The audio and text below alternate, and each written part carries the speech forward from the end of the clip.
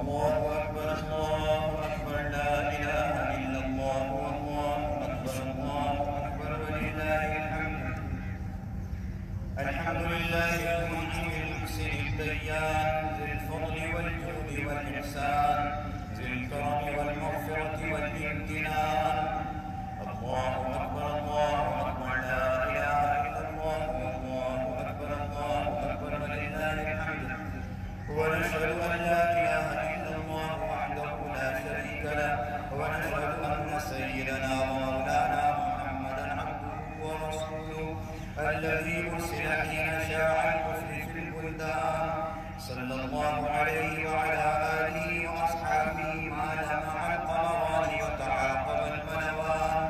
الله أكبر الله أكبر لا إله إلا الله والله أكبر الله أكبر ولله الحمد. أما بعد فاعلموا أن يومكم هذا يوم عيد لله عليكم فيه عوائد الإحسان ورجاء نيل الدرجات والعفو والغفران. الله أكبر الله أكبر لا إله إلا الله والله أكبر الله أكبر ولله الحمد. وقد قال رسول الله صلى الله عليه وسلم إن لكل قوم عيدا وهذا عيدنا. الله أكبر الله أكبر لا إله إلا الله والله أكبر الله أكبر ولله الحمد.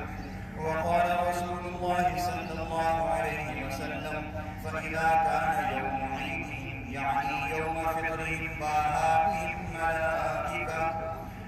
بهم ملائكته فقال يا ملائكتي ما جزاء أجير وفى عمله؟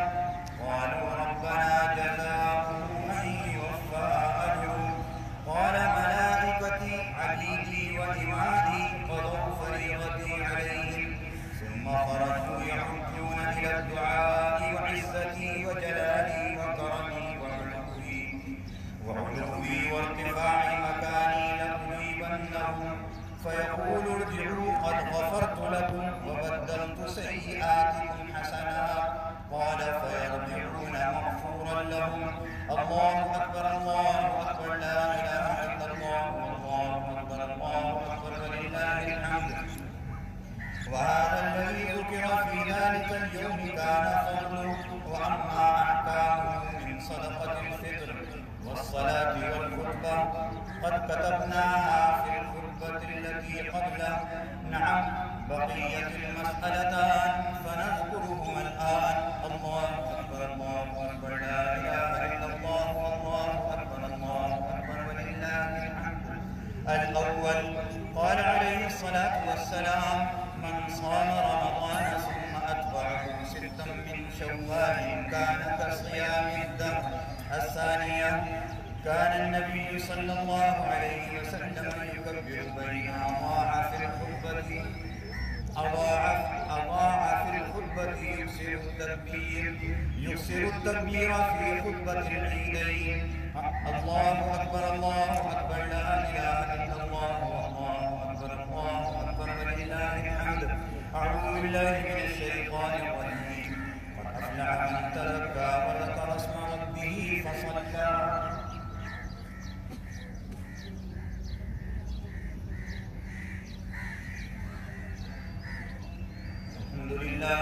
الحمد لله وكفى وسلام على عباده الذين اصطفى خصوصا على سيد الكونين وخاتم الأنبياء وعلى آله وأصحابه الأتقياء.